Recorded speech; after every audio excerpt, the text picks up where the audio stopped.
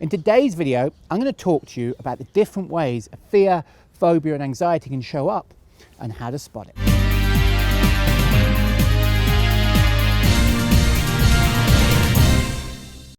Hi, I'm Christopher Paul Jones, the breakthrough expert. Research scientists discovered that we have 3 different parts to the brain, all developed over different periods of time.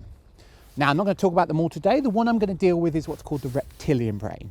Now, this part of the brain is purely about safety, protection, and survival. It's not about great artistic thinking or creativity, purely keeping you alive, keeping you safe. Now, in ancient times, we would be confronted with a saber-toothed tiger, and we were left with 3 choices to stay alive.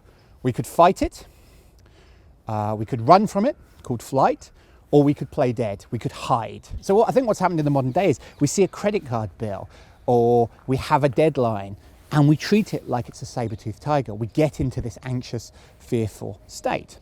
Now, I think what's interesting is while we have all of them, we tend to have a go-to response. So some people will go to fight more often when they're afraid. Some people will go to flight more often. Now, an example with a fear of flying, for example, someone who has the fight response would be the person, and I've had this on the YouTube, go, you tried to get me on a plane, I don't care how much you educate my unconscious mind, I'd kick your ass, effectively. Now that's definitely a fight response to the fear. Somebody else would be like glued to the seat the whole time, and that would be the freeze response. Other people, obviously, they would just run a mile, and you hear about that, people trying to get out, like on theme park rides, stories of people trying to actually get out the seat because they're that afraid, even though they're up in the air, and what you need to be is, logically, the theme park ride has to be finished, you'll actually be safer. But it's not logic, it's that fearful response. What's also very interesting, of course, is if we have 2 people who are anxious or fearful, but they're doing a different response, they'll actually make each other worse. I'll give you an example of this. This happened for me. So we were going to the airport, me and my girlfriend, and she went, oh my God, I don't know what I've done with the passports. And I went, okay, whoa, we need to solve it. We need to get on it. And I'm very kind of masculine, fight response. We need to solve it. Let's dig through it. Let's do it. Let's do it. And I'm noticing she's stood on the spot. And I'm like, what are you doing? We need to move. We need to do this, because otherwise we're going to miss the flight. And the more I'm doing this, the more she's moving less. And then finally she took a break and said, why are you freezing? This isn't helping us. And she said, well, very simply, I was afraid of all the consequences if I'd forgotten the passport. I was afraid, we're going to miss our flight and it'd be my fault, and I felt guilty and whatever. And that made me pause. And then, of course, you went into adrenaline state, fight response, whatever. And that, when I'm in a froze position, makes me freeze more. And of course, I was in this adrenaline state thinking she didn't want to do anything, or why was she standing there? That's not going to solve the problem.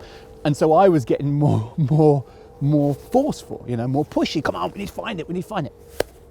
And so, and she explained that, and that was a really good way of explaining it. And finally I stood back, took 5 and went, okay, some of those techniques that I teach, I should apply them to myself, which I think is good advice, But I think it's just interesting to know which response we habitually go to under times of stress and fear.